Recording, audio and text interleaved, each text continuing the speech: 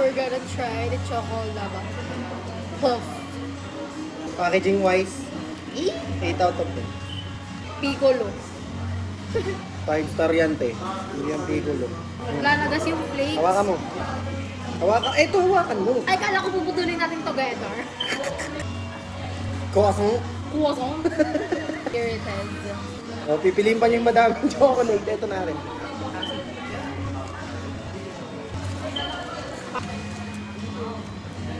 Parang sobrang low quality ng chocolate. Ako na yung lahat. Not good, not bad.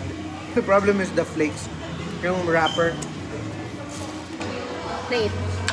For me, 7 out of 10. Dami mong comment, 7 out of 10. Ano ba to? Rating video to, di ba?